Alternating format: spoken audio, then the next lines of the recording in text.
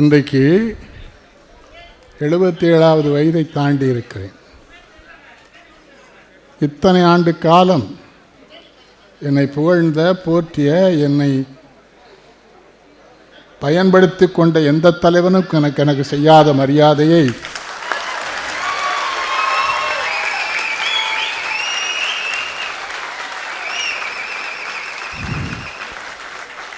என் அன்பு இளவல் திருமா செய்திருக்கிறார்.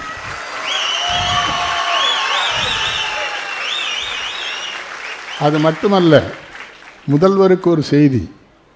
1985ஆம் வருடம் உடையப்பா சுப்பிரமணியம் அவர்கள் எதிர்க்கட்சி தலைவராக இருந்தார். அப்பொழுது தலைவர் கலைஞர் அவர்களும் ஆற்காடு வீராசாமி அவர்களும் சிவகங்கையிலே நடந்த பாரதி விழாவிலே நான் ஒரு வழக்காடு மன்றத்தில் கலந்து கொள்கிறேன்.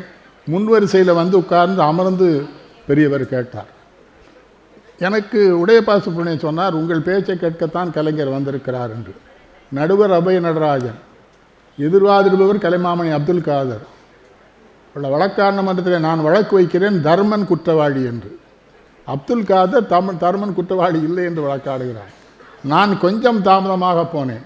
அபய நடராஜன் என்ன செய்தார், அரசியல்வாதிகள் எல்லாவற்றிலுமே தவறு செய்வீர்கள் போல தாமதமாக. அப்பொழுதுதான் அபய நடராஜன் கலைஞரிடம் வந்து விலகி தஞ்சை தமிழ் பல்கலைக்கழகத்துக்காக வேறு இடத்திற்கு போயிருக்கிறார். நான் விளையாட்டாக சொன்னேன், நடுவர் அவர்களே நீங்கள் தான் அடிக்கடி மாறுவீர்கள், நான் மாற மாட்டேன் என்று. கலைஞர் எழுந்து நின்று கைதட்டினார். மறுநாள் முரசொலியிலே எழுதினார், ஒரு தமிழ் செம்மலாக என் தம்பி நெல்லைக்கண்ணனை கண்டேன். அவருக்கு இருந்த ஒரே வருத்தம், எனக்கு தெரிந்தவரிடமெல்லாம் சொன்னது, இவன் என்னிடமல்லவா இருக்க வேண்டும், ஏன் எங்கேயோ இருக்கிறான் என்று கேட்டார். அப்பொழுது இந்த புத்தியில் படவில்லை, இந்த அனாதைகள் என்னையும் அனாதையாக்குவார்கள் என்று.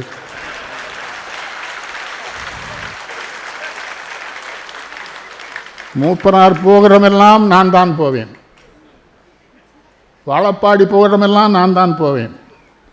ஆனால் எம்பி ஆகும் பொழுது போல எவனவும் வந்து விடுவான். எனக்கு இந்த மேடையில் என்ன மகிழ்ச்சி என்றால், நாடாளுமன்ற நாயகனாக ஆர் ராசா உட்கார்ந்திருக்கிறார்,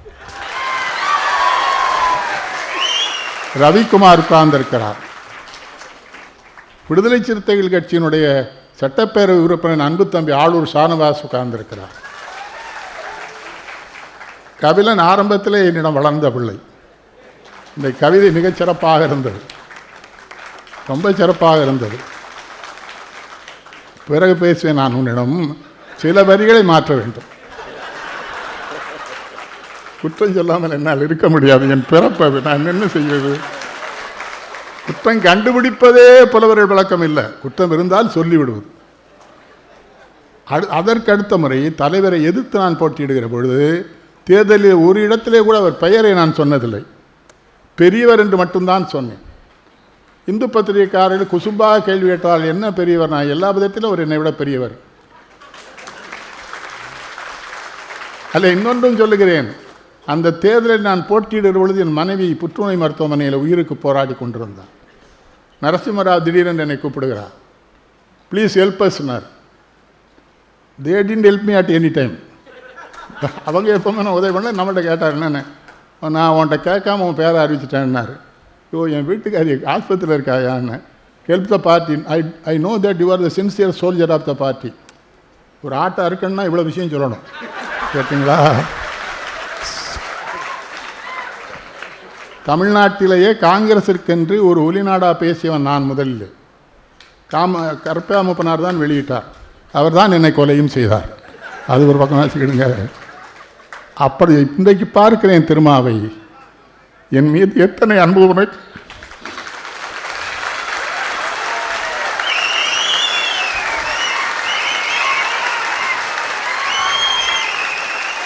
நேற்று வரை மருத்துவமனையில் படுத்திருந்தேன். திருநெல்வேலி மிகச்சிறந்த இதய மன்னர் என் தம்பி மகன், நீ போகவே கூடாது என்று தடுத்தான். பூர்ணலிங்கம் வந்தான், சொன்னால் கேட்க மாட்டேன் சித்தப்பான்னா. நான் போவேன், திருமாவின் மேடையிலே மறைந்தால் அவன் மடியிலே தானே மறைவேன், எனக்கு அந்த பெருமை கிடைத்தால் போவேன் என்று நான்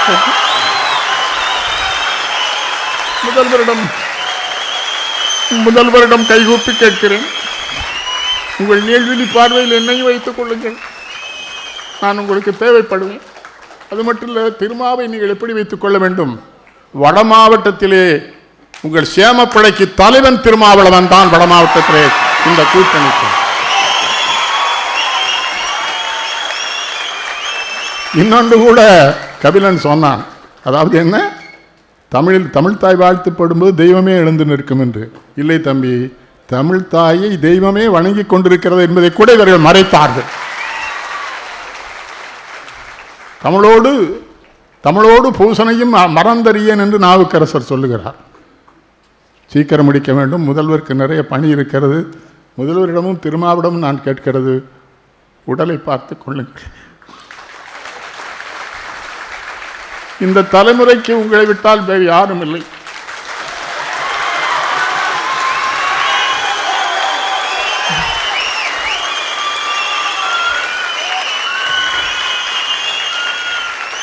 இரண்டாவது விடுதலை போரிலே தமிழகத்திற்கு விடுதலை வாங்கி தந்த சிங்கம் நீங்கள். இரண்டாம் விடுதலை போர் நடந்தது, அதில் விடுதலை வாங்கி தந்த சிங்கம் நீங்கள். நான் எப்பொழுது நெகிழ்ந்து போனேன் தெரியுமா?